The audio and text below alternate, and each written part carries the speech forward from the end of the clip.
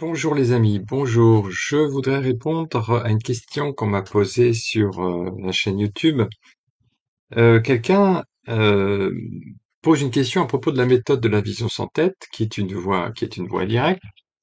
Donc, il dit ceci. Donc, il dit que c'est une méthode efficace, mais il dit ceci. Néanmoins, mon sentiment, et je pressens que je ne suis pas le seul, est que cela demande une aisance, une sensibilité assez rare afin d'être sensible à cette pédagogie. Sans pour autant réfuter cette pratique, dit-il, ne pensez-vous pas qu'une pratique moins directe pourrait être un complément utile? En effet, le risque d'appliquer uniquement cette méthode pour certains est d'en faire peut-être une affaire mentale, de créer de la tension et du malaise. Enfin, c'est mon sentiment. Voilà. Je vous remercie pour cette question qui est posée avec beaucoup de délicatesse. Donc déjà, en effet, vous dites que cette méthode est pratique, est efficace, mais que peut-être elle n'est pas efficace pour tout le monde. Et est-ce qu'on pourrait pas lui ajouter aussi un élément plus graduel? Alors c'est vrai que dans la spiritualité, il y a toujours ces deux voies, des voies plus graduelles et des voies plus directes.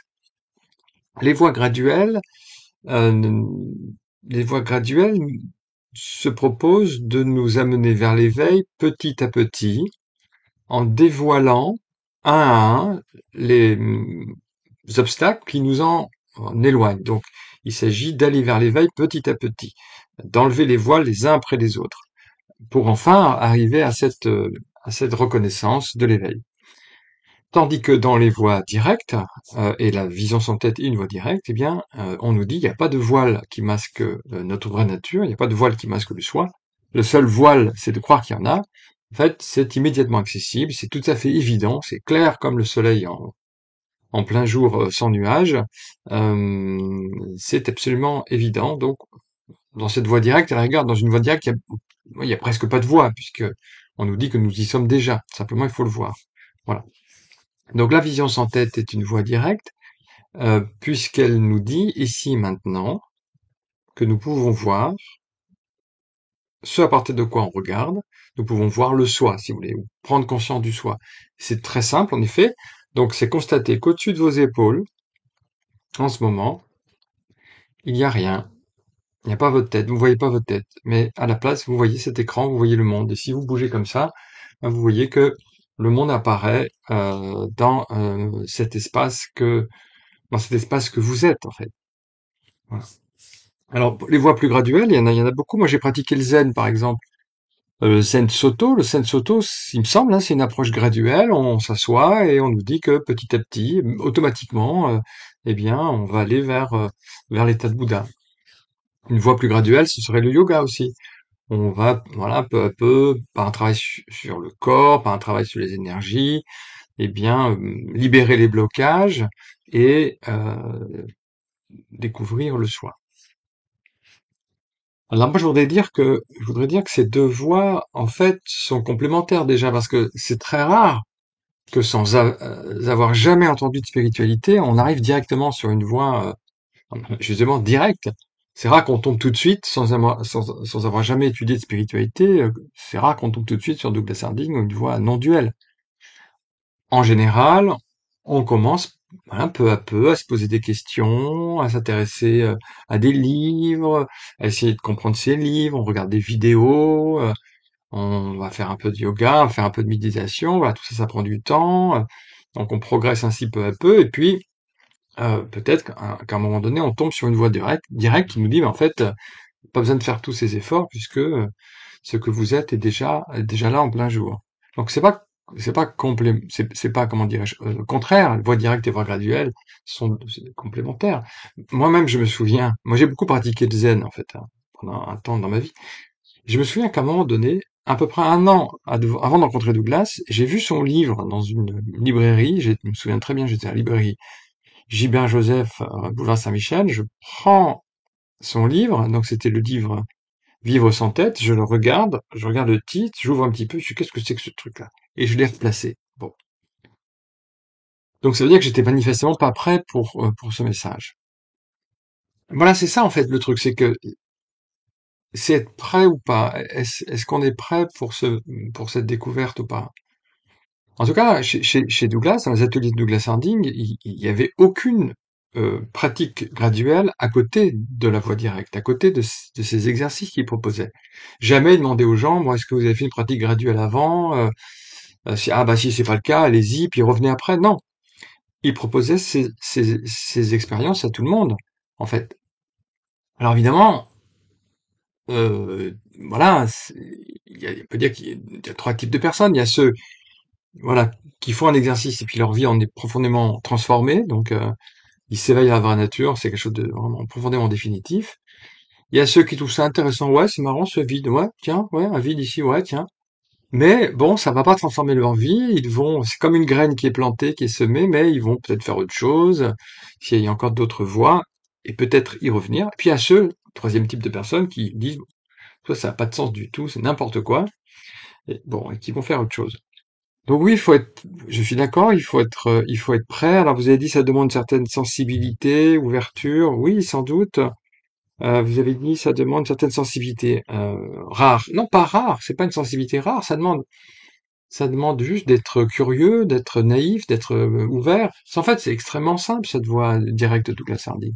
C'est juste retourner son attention vers ceux qui regardent et prendre conscience de l'espace ouvert. Voilà.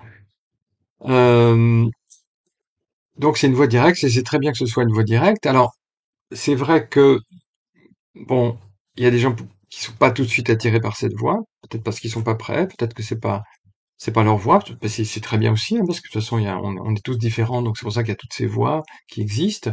Au fond, chacun trouve sa propre voie pour aller vers le centre. Bon. Euh, donc, c'est très bien qu'il y ait toutes ces voies, mais je crois que ce qui est original avec la vision sans tête, c'est de proposer cette voie directe. En fait, il y a déjà des voies graduelles. On ne va pas rajouter une voie graduelle à la voie directe de la vision sans tête. Il y a déjà des tas de voies graduelles. Euh, donc, la vision sans tête est une voie spirituelle du début à la fin. Elle est complète. Elle propose une approche directe.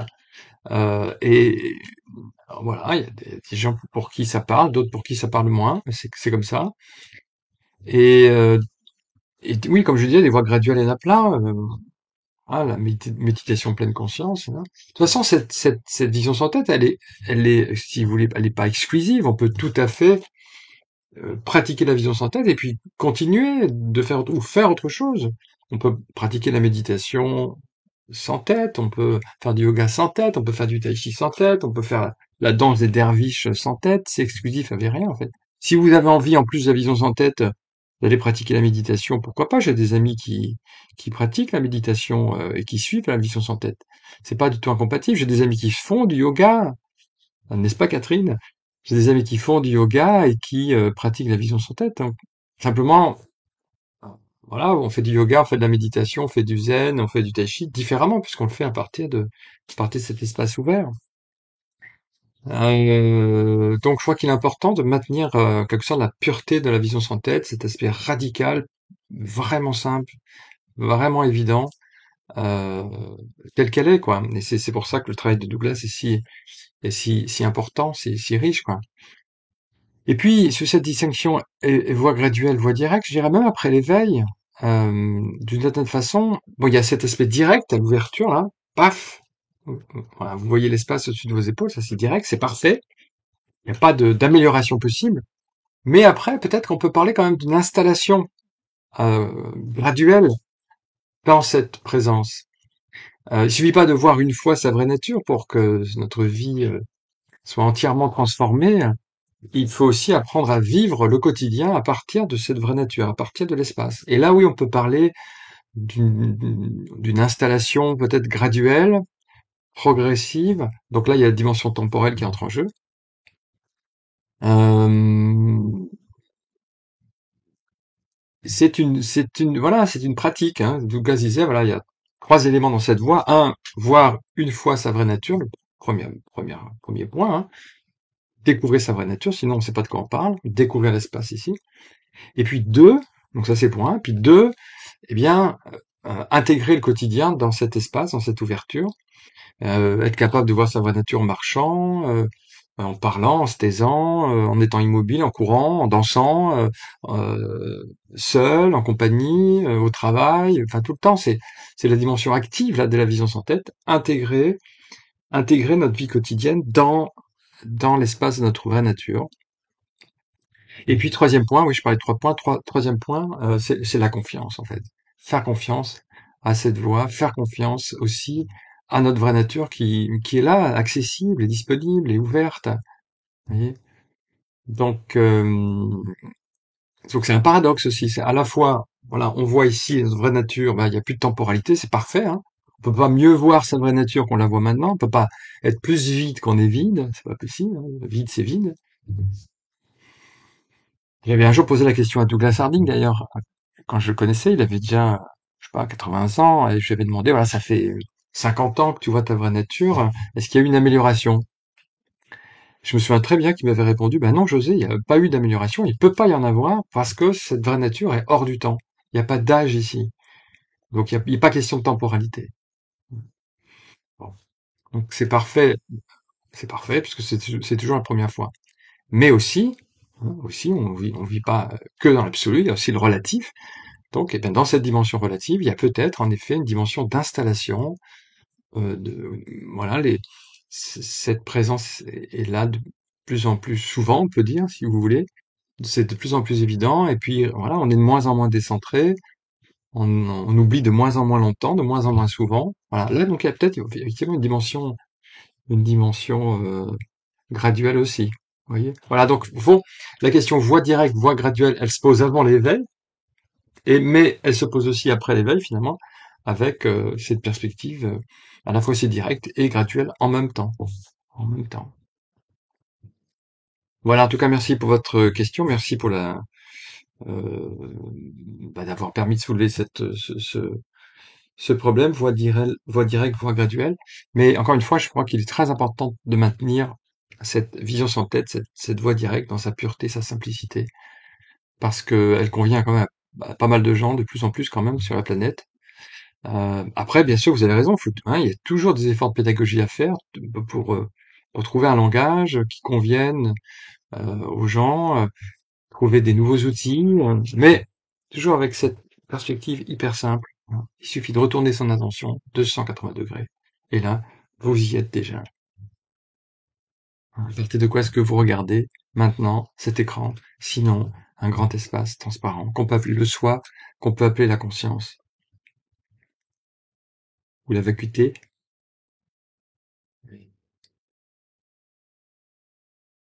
En tout cas, voilà, moi j'avais tellement fait d'efforts dans ma vie, de différentes façons, et j'avais vraiment fait beaucoup d'efforts dans les voies spirituelles aussi, dans cette idée d'effort graduel, que le jour que j'ai rencontré cette voie directe, ça a été une libération. Libération de comprendre que c'est déjà là, qu'il n'y a pas d'effort, que c'est ma vraie nature. Que c'est l'ego qui veut faire des efforts finalement. C'est l'ego qui veut s'exercer à des tas de trucs. Alors que, voilà, ouais, c'est disponible, ouvert. Voilà les amis, à bientôt.